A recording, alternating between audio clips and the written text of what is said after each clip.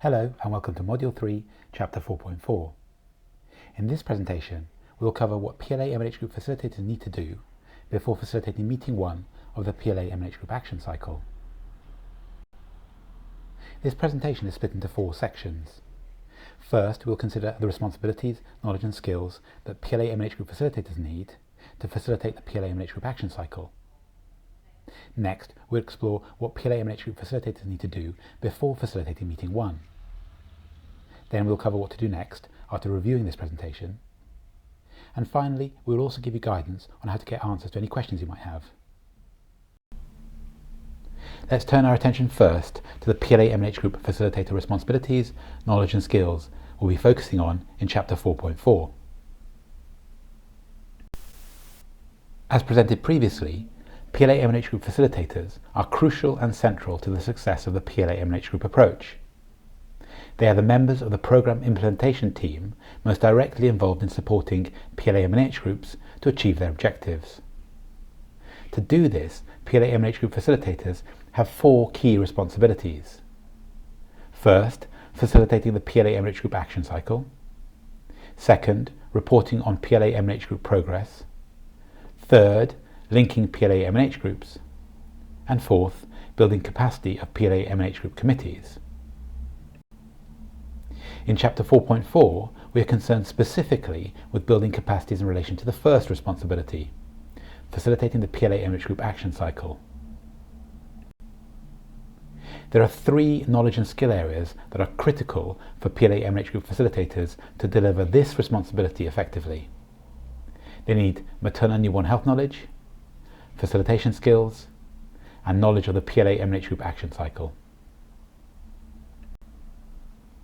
In Chapter 4.4, we will specifically explore knowledge in relation to the PLA-MNH group action cycle. Let's turn our attention first to what the facilitator should be doing before the first meeting of the cycle. The PLA-MNH group action cycle consists of 4 phases. Phase 1, where groups identify problems. Phase 2, where groups identify solutions. Phase 3, where groups implement solutions. And Phase 4, where groups evaluate solutions. The PLA-MNH group action cycle has 11 meetings across these 4 phases. Before starting the cycle at meeting 1, the PLA-MNH group facilitator is responsible for encouraging people in their catchment area to join the groups. But who should they encourage to join the groups? Well, the answer is everyone in their catchment area concerned about maternal and newborn health. At the core of the group are likely to be those individuals in communities most at risk of maternal and newborn health problems. That's probably going to be women of reproductive age and adolescent girls, particularly those who are pregnant or poor or marginalised. These individuals should be actively encouraged to join the groups and are likely to make up the bulk of the group membership. Other community members concerned about maternal and newborn health issues should also be invited to attend. As a result, group membership can include all those who are involved in conception, antenatal, childbirth, postnatal and childcare decision making. For example, older women and men, local leaders and other maternal and newborn health stakeholders. These community members have important roles to play and so should be encouraged to attend. Other community members may initially be less concerned about maternal and newborn health issues because they are less personally at risk, but this may change as the groups start to raise awareness and take action. As a result, the numbers of other community members in groups is likely to increase over the time of the project. However, as mentioned previously, women and adolescent girls will remain the majority of group members. Group membership is open and anyone concerned about maternal and newborn health problems can join at any time. Group members do not receive incentives or refreshments in return for attendance. This is key to the effectiveness and sustainability of the approach.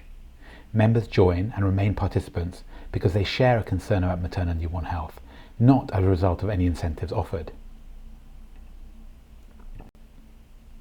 Since membership of the PLA-MNH groups is open and people can join at any time, then the facilitator is also responsible for encouraging people to join the group before every meeting.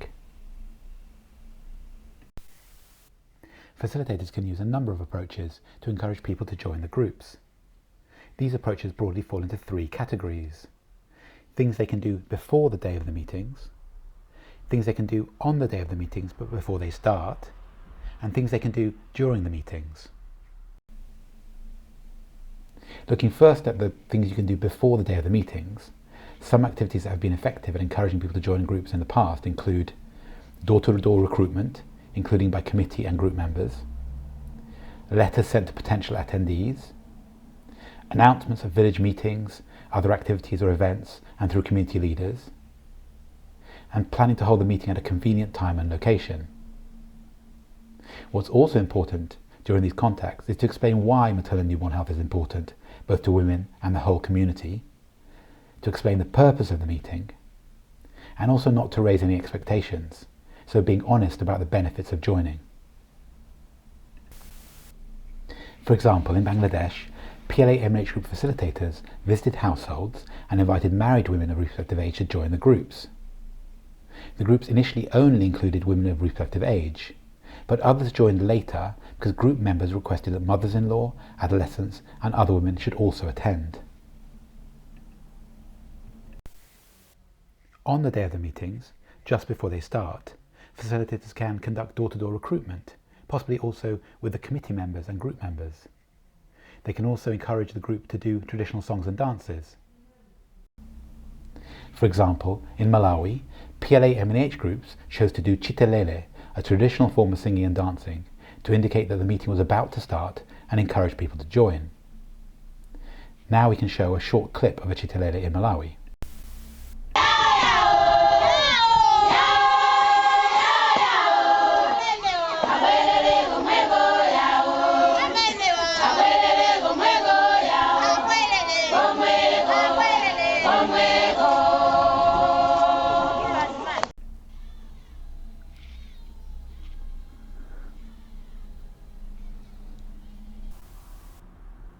During the meetings, PLA-MNH group facilitators can empower committee and group members to support recruitment. They can ask the group to decide when and where to hold the next meeting. They can encourage the group to celebrate achievements and success, however small. And they can remind participants when the next meeting will be held and what the topic will be. For example, in India, at the end of each meeting, PLA-MNH group members were tasked with identifying community members who are not regular group members, but who might benefit, and encouraging them to participate in the next meetings. So, what should you do now that you have reviewed this presentation? First, we recommend that you update the Module 3 Progress Tracker. And second, we encourage you to do exercise 4.4.1 to reinforce your learning. Having reviewed this presentation, you may now have some questions. If so, please don't hesitate to contact us by email or phone. One of the team will be happy to help. Enjoy the course!